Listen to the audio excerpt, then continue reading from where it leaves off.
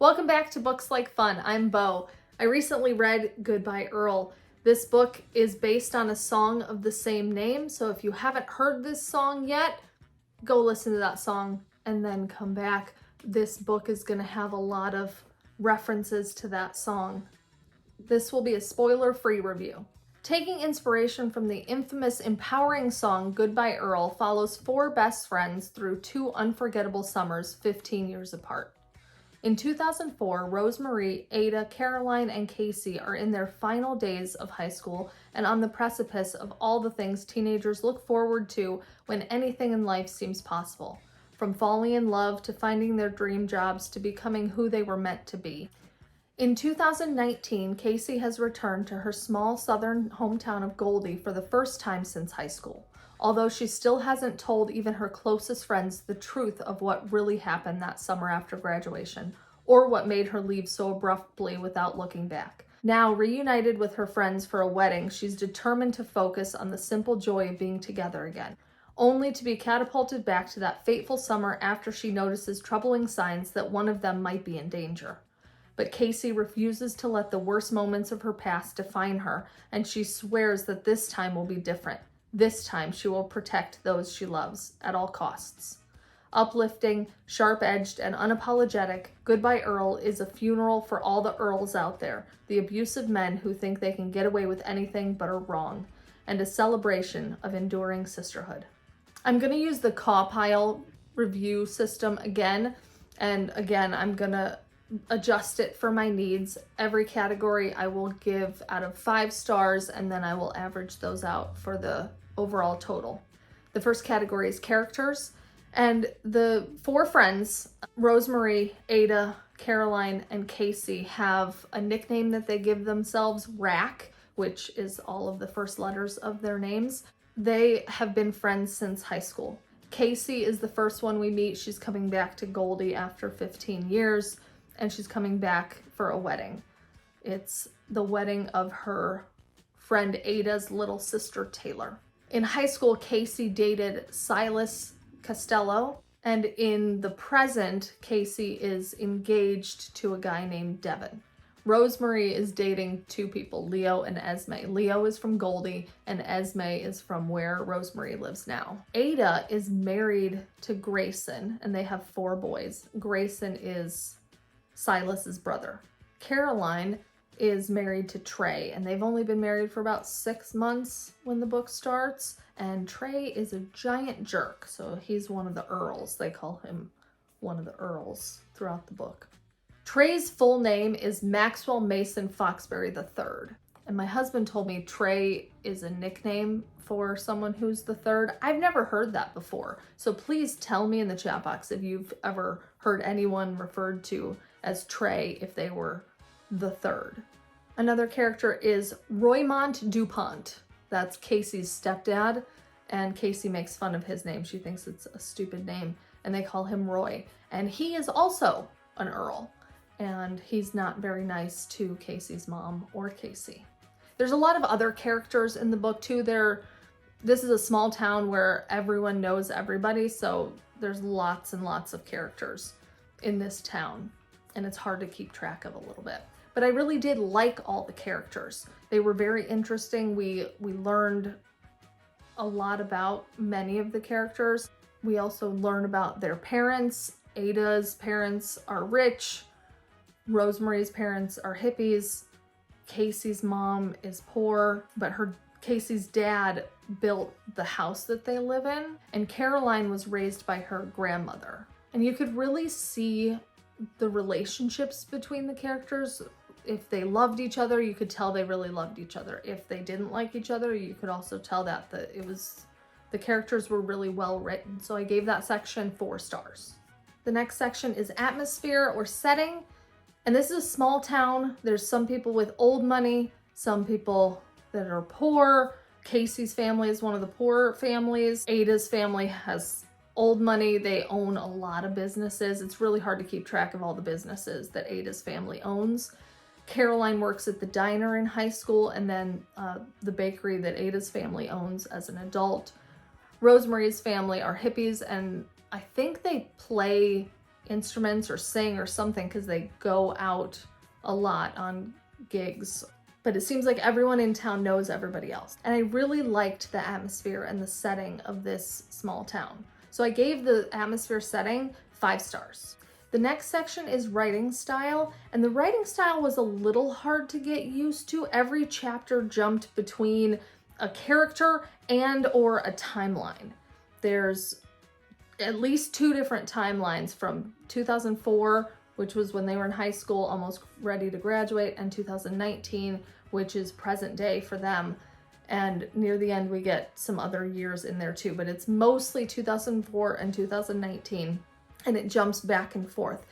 It seemed like there was a pattern of a character in 2019 and then that same character in 2004. So we learn a little bit more of why that character is the way they are in the present. But sometimes it was really hard to keep track of. That may be a me problem.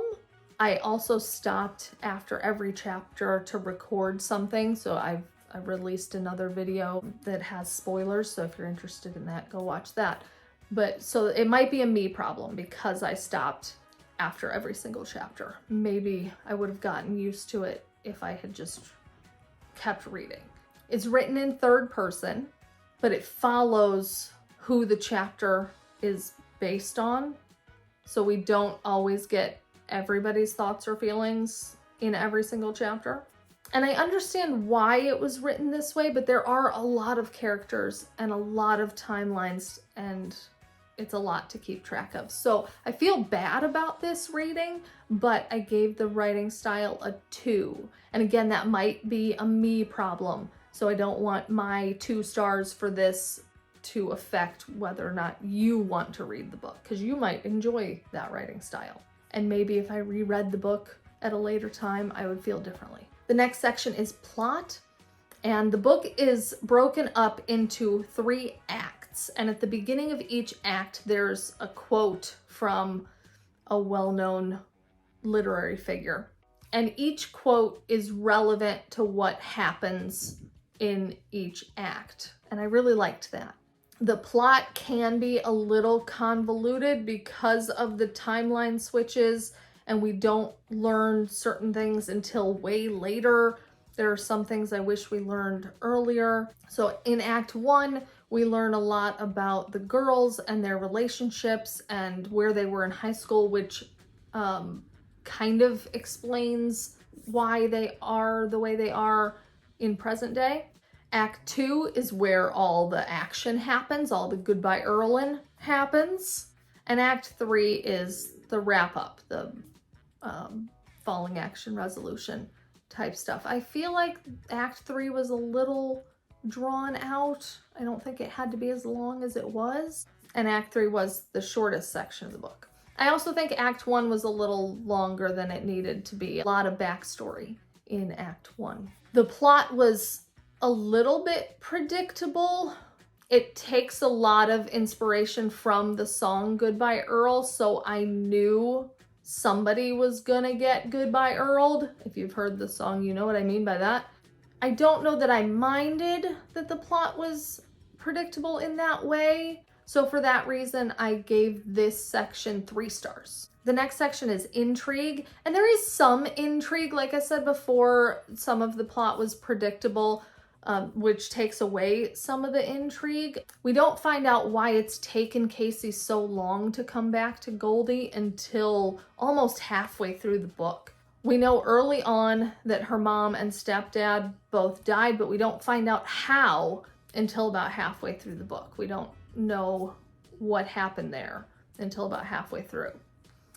It was intriguing to learn those things. Those weren't the main part of the book, but those things were intriguing, and the investigation itself was also intriguing. After the Goodbye Earlin, there was an investigation, so that was interesting how that investigation turned out. So I gave this section 3 stars. The next section is logic and relationships. The abusiveness of Trey and Roy logically makes sense. Abusive men act the way these characters acted in this book. However, I don't understand why Casey and the other girls made some of the decisions that they made in Act 2. I hate it when people should call the cops and then they don't. I know it's a book and you're supposed to suspend your disbelief when you're reading books, but that always annoys me. The group of friends is really close. That logically makes sense, how they interact with each other as friends. There wasn't really anything that took me out of the story. There weren't really any logic issues that would take me out of the story because something couldn't work that way. Because, I mean, people can be stupid and make bad decisions and get in trouble, and so I guess it makes sense. And I really did love the relationship between the friend group and their significant others. So I gave this section 3 stars. The next section of this book is enjoyment, and I really did enjoy this book. And again, this might be a me problem. I think I might have enjoyed it more if I wasn't stopping to record something after every single chapter. If I had known how many chapters were in this book, I might not have chosen to do that with this book. Some of the chapters were really short, so it was only a couple of pages before I stopped and recorded something again. So that could have affected my enjoyment of it. I did enjoy the story overall. So I gave this section 3 stars. So when I average out all of my star ratings, it averages to 2.8 stars overall. I would round that up to 3. I don't think 3 stars is a bad rating at all. I think 3 stars is pretty good. Everything can't be a 4 or a 5 star. 3's right in the middle. There's nothing wrong with a 3. So my recommendation, I would recommend this book. However, if you have legit PTSD from an abusive relationship, you might want to be careful with this book, because there are some sections that are kind of graphic about the abuse that Caroline and Casey and her mom go through. So only you know yourself. So if you don't think you could handle something like that, handle reading something like that, then skip it. Many parts of this book made me very angry, but I was angry at the abusive men in this book. And I was angry at how abusive men think that they can do whatever they want. But I would recommend this book. If you like revenge, I recommend this book. Now, this next section is for quotes. There are several quotes that I wrote down because I liked them or I thought they were interesting. They may or may not be spoilery. It depends on what you consider a spoiler. This book is called Goodbye Earl. It's based on a song. If you listen to the song, you know what happens in the book. So I feel like some of these quotes are not spoilery, but somebody else might think they're spoilery. So you can skip this section if you don't want any spoilers.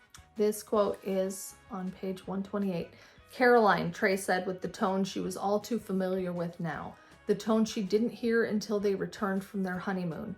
It happened for the first time when she accidentally let the garbage leak out onto the kitchen floor. He yelled at her, "Caroline, F, why do you act so stupid? I don't have time to clean this up. Come here." She was so scared. Her first reaction was to run, to leave that house forever, to go back to her grandma's trailer and hide. She couldn't do that. It was too late and she'd be too embarrassed, and this was what she'd wanted, right? Right? She had to stay. She had to. Maybe. Maybe Trey didn't realize how he sounded or how scary he could be. He didn't understand what women needed. He didn't have a sister, and his mom had an iron heart. He'd never known tenderness. That quote stuck out to me because too many women try to justify the abusive behavior from their partners. Don't make excuses for them. If anyone ever talks to you like that, leave. If anyone ever makes you feel like that, leave. He won't change. He'll get worse. Leave before it's too late. I did. This next one is on page 157. Roy lost the garage gig and things got worse. Instead of hanging out at the bar and picking fights there, he took up permanent residence on the couch. And when he was awake, drunk or sober, He was starting fights with Casey's mom when she was around or when she wasn't with Casey, ranting about how life dealt him a bad hand and being ornery just to be ornery because it was who he was, through and through. Even though she had a million years to think about it, Casey wouldn't be able to find one solid good thing about him. I think that's a good representation of how certain people can be. That's kind of how I feel about my ex-husband. He never lost his job when we were married, but I think that's only because he worked for his dad. But whether he was drunk or sober, he was starting fights too. This next quote, page 166. For years, she'd, Caroline, dated mostly losers in town. Guys she knew she didn't love, but who seemed good enough to pass the time with. Guys whose main personality traits were that they had a workout routine and always flipped a middle finger in the pictures they uploaded to social media. But Jay from the bakery wasn't a loser. He'd been nice and they'd stayed friends afterwards. Caro had even made the cake for his wedding. I knew guys like that. Don't date guys like that just have a workout routine and there's always a middle finger up in their pictures on social media. They waste your time and prevent you from finding someone good and decent, if that's what you want. There's nothing wrong with being by yourself if that's what you want to. You don't need anybody. This next quote is from page 171. When she told Trey she wanted to get a dog, he'd said no. When she asked why, he told her it was because there would be times she might pay more attention to the dog and not to him, and then he'd want to kill the dog. That perfectly shows how much of a jerk Trey is. Who thinks like that? If you're dealing with anybody who thinks like that, please leave. Like, that's a red flag. This next quote might be a little spoilery. Next quote is from page 263. Every night before bed, Casey would think, if we'd killed Roy first, he couldn't have killed my mom. So she swore to herself if she were ever in a position like that again, she'd do something about it instead of waiting. The waiting had killed her mom. This last quote that stuck out to me was from page 385. Casey had spent so much time awash with regret and couldn't touch the bottom, but now she was finally ready to forgive herself for running away and choosing survival, for not doing enough to save her mama all those years ago. It's okay to choose survival. If you need to get out of a situation, do it, whatever way you can. So that was my mostly spoiler-free review of Goodbye Earl. If you're interested, pick up a copy. It's great. If you want to see a spoilery version of me reacting after every single chapter, click the video on the screen. Bye.